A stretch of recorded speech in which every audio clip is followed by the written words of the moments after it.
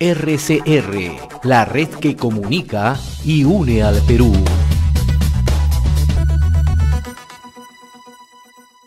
Queremos saludar a esta hora, agradecerle como siempre la amabilidad que tiene con RCR, Red de Comunicación Regional, a Iván Arenas. Él es periodista y analista político, comentarista en el portal de opinión El Montonero. Iván, qué gusto saludarte. Buen día, muy amable como siempre.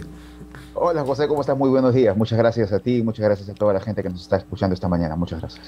Ayúdanos un poco a ver cómo está el tema de la conflictividad en el país, ¿no? Y naturalmente no podemos dejar al margen lo que ha ocurrido en los últimos días, ¿no? Uno, primero que la presidenta del Consejo de Ministros primero tomó la decisión, ¿no?, de ordenar, ¿no?, el cierre, ¿no?, y el retiro de 4 unidades en Ayacucho, ¿no?, 4 unidades mineras, ¿no? Ayer, a través de un comunicado, ¿no?, de la propia presidencia del Consejo de Ministros, señalan que de ninguna manera, ¿no?, se ha ordenado el cierre, ni mucho menos, ¿no?, para que realicen los trámites correspondientes, ¿no? Entonces, ¿cómo vamos interpretando esto? Porque hoy el diario Gestión, hace unos instantes, también da a conocer una información, ¿no?, a propósito de una entrevista de la presidenta del Consejo de Ministros, Mirta Vázquez, ayer a Televisión Nacional del Perú, donde ella sostiene que no se está desconociendo los compromisos con las comunidades de Ayacucho Sur, ¿no? Y ayer, como indicaba, se emitió un comunicado donde se dejaba abierta la posibilidad de que las empresas amplíen sus operaciones mineras, ¿no? Entonces, ¿qué es lo que está ocurriendo? ¿Cuál es la interpretación real? ¿Ya? ¿Cómo ves tú este tema, por favor? Bueno, el daño ya está hecho. El daño es un daño, digamos, artero a las operaciones mineras, pero no solamente a las operaciones mineras, sino a la minería moderna en general. Lo que ha hecho la señora Mirta Vázquez es sin duda un daño posiblemente irreversible. Tiene que tener en este caso la PCM, inclusive la Oficina de Conflictos Sociales de la PCM o el MINAM, tienen que tener mucho tino para poder solucionar lo que ha sucedido o lo que ha sucedido, lo que ha hecho la señora Mirta Vázquez. Por ejemplo, hace día de ayer en la noche acaba de firmar el famoso comité de lucha integrado, liderado además por un personaje bastante conocido en Parinacochas, pero muy poco aparentemente por la prensa nacional, que era el señor Chever Naola Torres. Yo me acuerdo que en una oportunidad conversando contigo también hice mención a este señor, que aparentemente sería un apologista de Abimael Guzmán y de movimiento de terrorista Sendero Luminoso, como en efecto otros diarios a nivel nacional el día de ayer, el día de hoy, han publicado esta noticia donde el señor Chever Naola firma además, pero no solamente eso, el señor Chever Naola además habló en la visita de la Premier, se autotituló como presidente del comité de lucha, habló, es decir, le dieron representatividad, le dieron legitimidad a un señor que sin duda tiene un pasado por lo menos oscuro, no solamente haciendo apología a Abimael Guzmán, sino además conformando, por ejemplo, el grupo, el Movimiento para la Amnistía, que es el Movadef, que es la fachada de Sendero Luminoso. Entonces, estamos en una situación bastante difícil. El día de ayer, como te decía, salió este comunicado liderado por el señor Echever Naola, donde en apariencia habría nuevamente una especie de una ola de protestas nuevamente contra estas 4 empresas, 3 empresas mineras, 4 operaciones mineras. Y eso es muy delicado. No solamente eso. El otro tema, por ejemplo, en el Cusco en estos momentos hay un paro en Belí, en el distrito de Belí, Chumbivilcas, porque ahí también hay un asesor, el famoso señor Víctor Villa Zambrano, sería un asesor que aparentemente está pidiendo mucho más de lo que probablemente se le esté dando, se le esté ofreciendo desde el Estado y desde la empresa minera como parte de un acuerdo y establecer ciertos convenios marcos para el desarrollo. Pero lo que te digo es que lo que está sucediendo en el Perú es una situación muy complicada para la minería moderna en este país. Hay muchísimo que hacer, pero sin duda lo que ha hecho la señora Mirta Vázquez y lo que hace también la señora Mirta Vázquez acaba de nombrar, por ejemplo, a un jefe de gobernanza territorial como parte a un jefe que trabajaron con ella en el Grufíes. Acuérdate que Grufíes tiene toda esta, digamos, ideología de radicalismo extremo que es este llamado el post-extractivismo que la señora misma Mirta Vázquez ha escrito, ha publicado, se encuentran muchísimas opiniones, artículos de la señora refiriéndose a esto, al tema que se llama post-extractivismo, la relación entre Estado-minería y comunidades, en fin. Hay un sinnúmero de columnas y opiniones de la señora Mirta Vázquez que la desnudan completamente como una pose extractivista. Yo lo que creo que me parece, después de las declaraciones del día 19 de la señora Mirta Vázquez, me parece que de la minería va a pasar en una especie de influencia del post-extractivismo. Y el post-extractivismo tiene tres cosas fundamentales y la señora Mirta Vázquez se ha encargado de ponerlo en el relieve el día 19. La primera tiene lo de las cabeceras de Cuenca, el gran relato de las cabeceras de Cuenca. No hay metodología que establezca cabeceras de Cuenca ahora. No lo digo yo, sino dice la ANA, el MINAM o el INGEMET, que no se ponen de acuerdo sobre una metodología para identificación y reconocimiento y menos para la intangibilidad de estas cabeceras de Cuenca. Es la primera. La segunda es la participación ciudadana. Hay misma ley, la misma señora Mirta Vázquez promovió una ley de participación ciudadana, eso quiero poner entre comillas, de la gente justamente en el monitoreo de las operaciones mineras, a pesar de que ya existe un monitoreo participativo que se incluye dentro de los estudios de impacto ambiental, pero la señora Mirta Vázquez, una propuesta que ella tuvo para una ley, avanzó mucho más allá. Cuando tú lees el acuerdo de Ayacucho, de Coracora especialmente, ahí te das cuenta que uno de los primeros o el segundo acuerdo dice exactamente la participación de la gente, un comité ejecutivo donde integre la gente. Es decir, la gente, no es la gente, sino dirigentes y organizaciones no gubernamentales, a nombre de la gente van a entrar a evaluar, monitorear, fiscalizar, algo que es absolutamente técnico, absolutamente científico, no tiene nada que ver con la ideología, con la política, no tiene nada que ver con las poses y la tercera, que la señora, la tercera pata de este post-extractivismo que la señora está desarrollando, es el tema de la minería moderna y no de la minería informal. En Ayacucho, por ejemplo, tú vas a donde el Cerro Liucho, por ejemplo, es una mata de la minería informal, minería artesanal, probablemente algo de minería ilegal también.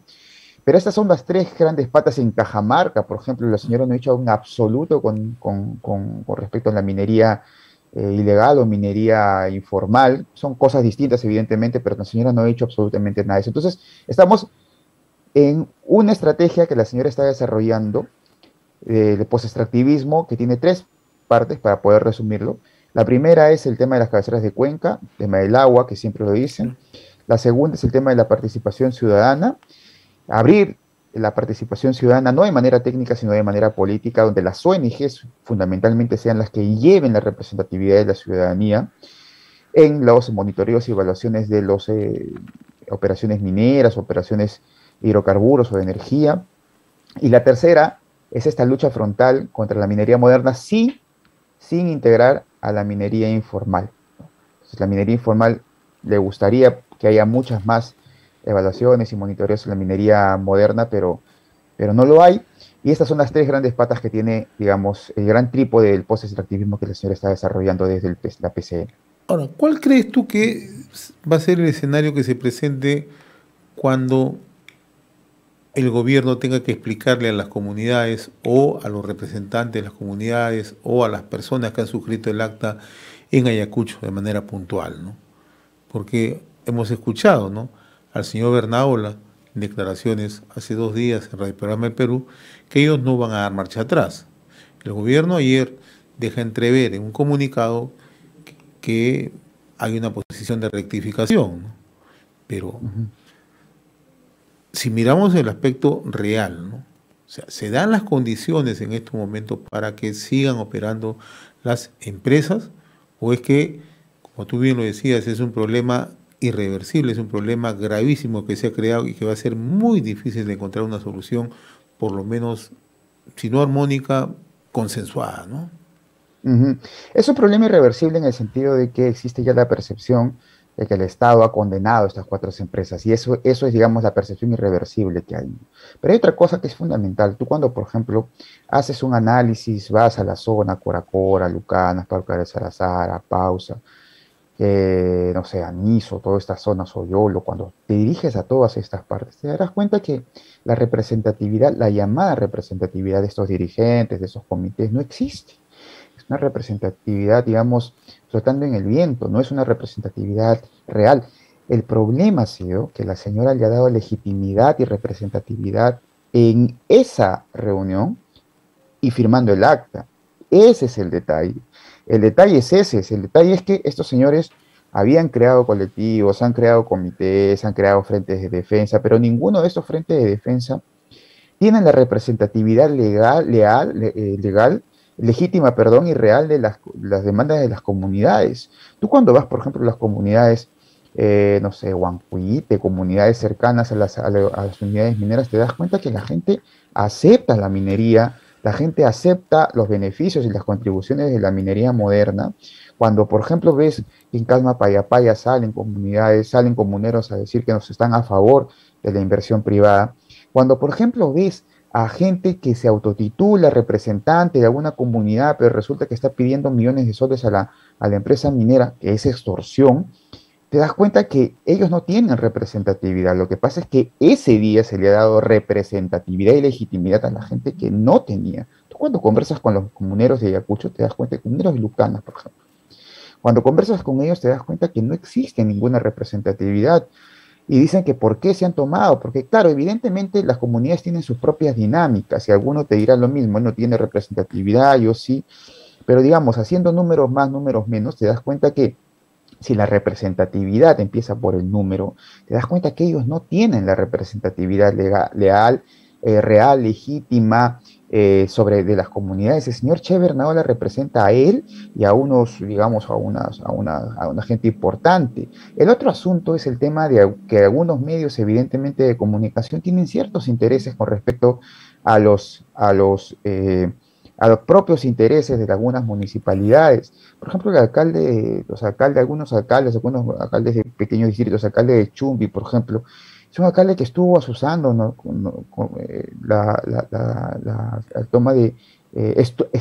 habría estado asusando, y eso lo pongo en condicional, por favor, porque de repente, pero digamos, todos los análisis, todas las declaraciones tú las puedes ver, pero voy a poner en condicional porque no sé, en fin, pero habría estado usando, es decir, lo que no veo, lo que veo yo es que tanto las instituciones del Estado y sobre todo la PCM no tienen una mirada, es decir, un análisis real de lo que está sucediendo en la zona. La legitimidad de ellos está muy, pero muy mellada. El señor Julio Gutiérrez, el señor Chevernaola, el señor no sé, Willy Contreras, son gente que no tiene la representatividad. Entonces, si bien en la percepción ha sido un golpe durísimo para la empresa minera, probablemente un golpe que van a tener que pegarlo finamente y se va a demorar mucho tiempo, pero cuando tú haces la bajada a bases, te das cuenta que no hay la representatividad y que fácilmente puedes trabajar con otras comunidades, con otros dirigentes, ponerte de acuerdo con proveedores locales, para poder a partir de allí desarrollar una estrategia de crecimiento conjunto entre los estados, las empresas privadas y las comunidades, donde las comunidades se puedan beneficiar de las contribuciones sociales, las externalidades positivas de las empresas mineras, las operaciones mineras, de tal manera que sí se puede. El hecho es, como te digo, la señora malogró todo esto cuando les dio representatividad y legitimidad a estas personas que no la tenían. Ese es el detalle. Ahora, y a futuro, ¿cómo ves tú la mejor forma de tratar el nivel de conflictividad que se va acrecentando en el país, ¿no? Tú mencionabas hace unos instantes, ¿no? Está bloqueada en estas circunstancias también el corredor minero en la zona de Belí, en Chumbivilca, ¿no? Pero esto se va a ir replicando en otros puntos del país, ¿no? Y si tenemos, digamos, a un gobierno, a un ejecutivo que tiene una mirada no muy transparente respecto, ¿no?, a la toma de decisiones, entonces en lugar de amenguar, en lugar de atenuar, lo que puede ir generando mayor situaciones de conflictividad, ¿no? ¿Cómo miras tú ese tema? Mira, hay un tema que es importante poder decir. Cuando tú preguntas a todos los analistas, expertos, gente que opina, gente que estudia los conflictos sociales, te van a decir que el tema del el Estado, los compromisos, el Estado no tiene palabra, se ha perdido la palabra, la desconfianza, pero eso es todo y eso es nada, ¿ya? El detalle es que uno tiene que conocer los conflictos en la zona, cómo se desarrollan los conflictos, cuáles son las demandas, los intereses, los personajes, los stakeholders que se mueven en realidad, cuáles son las grandes demandas, las grandes ideas, los grandes relatos. El relato, por ejemplo, yacuchano de la cabecera de Cuenca es un relato, digamos, eh, no sé, debe tener algún tiempo, pero el relato, por ejemplo, de la cabecera de Cuenca no se replica en el Cusco, en Espinar. En Espinar tú conversas con la gente que se opone o que lidera los paros y protestas y nunca te van a hablar de la cabecera de Cuenca. Lo que ellos quieren es mayores beneficios, de la enorme contribución que la minería hace. Ellos quieren mayores beneficios, utilizan a la protesta como parte de su negociación para obtener mayores réditos, porque quieren, como te digo, mayores beneficios. Igual, por ejemplo, en Chalhuahuacho tienes ¿quiénes te paralizan casi siempre las bambas? Siempre van a ser los empresarios, pequeños y medianos empresarios, es decir, el capitalismo que de alguna u otra manera quiere insertarse en el gran capitalismo internacional, quiere ser proveedores de las grandes empresas mineras. Lo que te digo es que las demandas y expectativas son absolutamente distintas en Ayacucho, como son absolutamente distintas en Cajamarca, como son absolutamente distintas en la Sierra de la Libertad o en Chalhuahuacho o en Espinar mismo. Entonces, en Espinar mismo nadie te va ahí se va a reconocer como pobre. Tú conoces a gente y ellos nunca, una de sus demandas nunca es la pobreza, nunca las de otras demandas, nunca es la cabecera de Cuenca. Hay que conocer muy bien para poder establecer estas especies de concertaciones, estas especies de estrategias de desarrollo, estrategias de valor compartido. Es cierto, el Estado ha fallado, por ejemplo, en Changuaguacho el Estado hasta ahora no activa los llamados los 9 grupos de trabajo.